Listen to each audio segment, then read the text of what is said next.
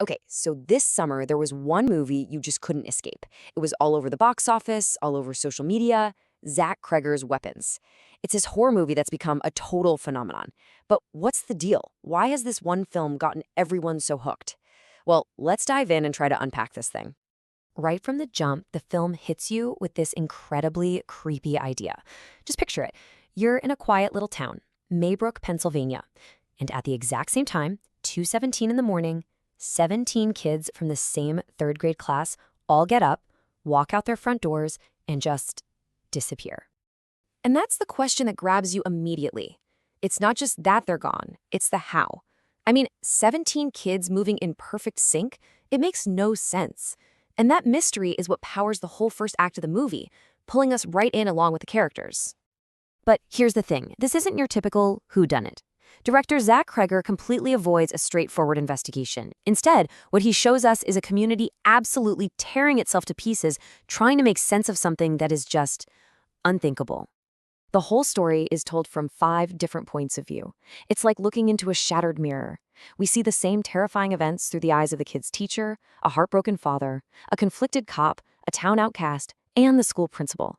It's such a smart way of showing how the response to a trauma can actually become a weapon itself. So with no good answers, all that fear and grief needs somewhere to go. And it finds a target. Justine, the teacher. People are so hysterical that they start calling her a witch. And let me tell you, that accusation turns out to be some seriously chilling foreshadowing. It's way, way closer to the truth than anyone could possibly guess. All right, brace yourself, because this is where the movie takes a hard left turn. Just when you think you're watching a gritty crime story, Cregger just yanks the rug right out from under you. He reveals this bonkers supernatural truth that's been hiding there the whole time. The villain? Yeah, it's not even human. It's this creature that's pretending to be Aunt Gladys, and Amy Madigan plays her with this perfect, terrifying energy. She's an ancient thing that worms her way into the one family whose kid didn't vanish, and she basically turns their home into her own personal nest. Gladys is basically a parasite.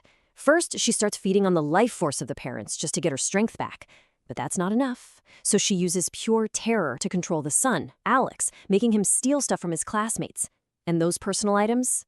They're for a ritual. She uses them to summon all 17 kids to her basement, where she just keeps them catatonic, feeding on their youth to stay alive. It is deeply unsettling. So, okay, we know what happened. But now we get to the really fun part. What is Weapons actually about? The movie doesn't give you any easy answers, and that's probably its biggest strength. It has sparked this huge debate. You can read this film in so many different ways. I mean, there's that bizarre, haunting image of a giant AR-15 floating in the sky. Is it about school shootings? Then you've got Gladys, an older figure literally feeding on the young to survive. Is it about generational trauma? The director has even talked about how writing it was a way to deal with his own grief and his father's alcoholism. And you know what's wild? The answer seems to be yes. All of it. And this leads us to the big debate around the movie. Is it just a really, really well-made scary movie, a pure thrill ride? Or is it this complex, layered metaphor about all of our biggest anxieties as a society? People are passionately arguing for both sides. You know, the director himself seems to love the ambiguity. Cregger has said he works from his subconscious, kind of like David Lynch. He even admitted that he doesn't fully understand that floating rifle image himself, and that's exactly why he knew he had to keep it in. He wasn't trying to send a single message. He wanted to create a feeling, a mosaic of fears and ideas.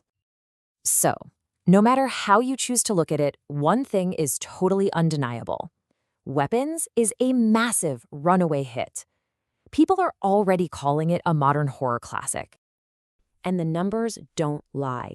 It was made for about $38 million, and it's pulled in over $255 million worldwide. That's a staggering return on investment. It proves that audiences are absolutely starving for horror that's smart and ambitious. It's not just audiences either. The critics are on board too. The consensus on Rotten Tomatoes calls it a sophomore triumph. This is only his second movie. Zach Cregger has shot to the top of the list of horror directors we all need to be watching. Which really brings everything full circle.